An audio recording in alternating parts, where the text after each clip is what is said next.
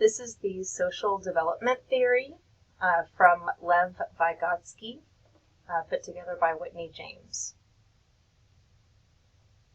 So this is a quote from Lev Vygotsky: "Through others we become ourselves." And you'll learn more in this presentation about why. So Lev Vygotsky was from Russia back in 1896. He attended Moscow State University in 1917 and was known as the Mozart of psychology. His work in the last 10 years of his life became the foundation of much research and theory in social and cognitive development, and is what made him most famous today. Most of his theories were left undeveloped. He died at the age of 37 from tuberculosis. So his social development theory is the belief that learning is essentially a social process. So he mentions, and as you can see here, that cognitive development is a developmental process, and there's certain things you can learn at certain ages. But full cognitive development requires this social interaction. So even though there is a bit of nature involved, nurture is the largest part of his theory.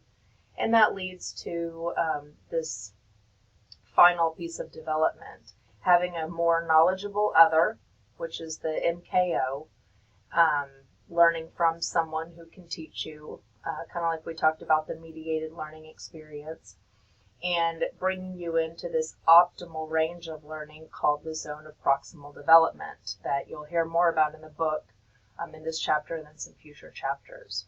So he believed that social activity provides the seeds from which complex cognitive processes can grow. So when children use their complex processes with other people, they are able to use them independently in their own thinking. So he believed that this was internalization. So they would have their own thoughts, they would learn from others, and then eventually they would adopt others' ideas and interactions and beliefs into their own. So the zone of proximal development, or ZPD, is something that you'll hear about again and again in education, and then later in the book as well, in chapter 8.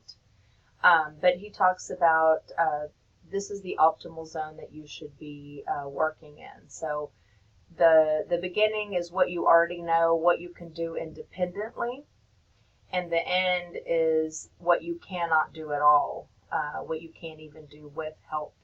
So the zone is what you can do with help, and that's getting help with things that are challenging. So that's where most people want to be and most kids should be learning.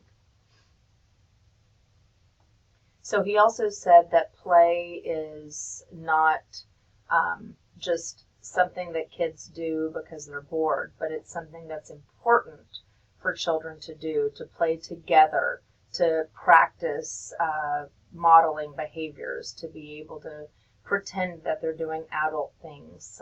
He believed a lot in modeling and the children interacting with each other and practicing what they see others doing, learning those social behaviors and adopting them as their own. So he said, in play, a child is always above his average age, above his daily behavior. In play, it is as though he were a head taller than himself. So he believed that it was an important part of their development. And so relating social cognitive developmental theory to PPR,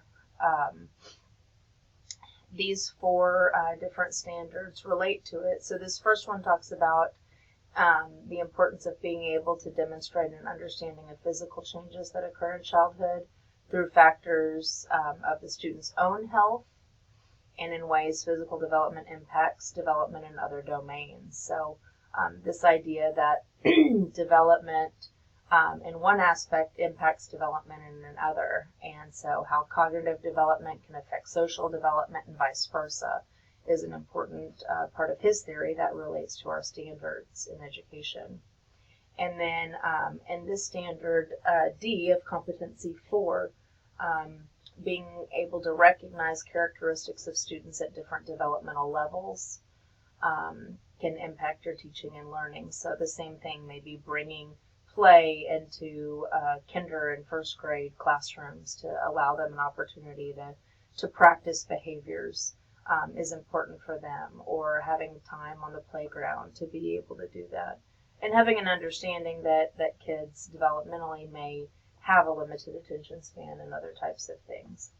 And then finally, Domain 2 Competency 5 Standard A talks about being able to use knowledge of the unique characteristics of students at different levels.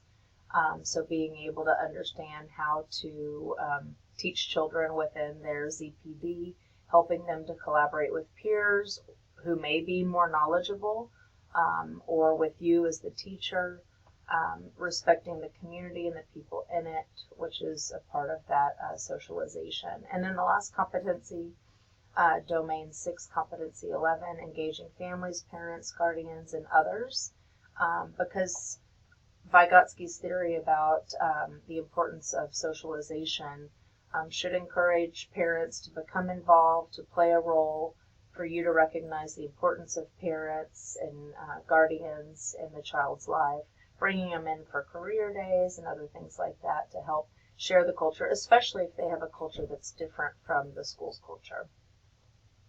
And here are the references.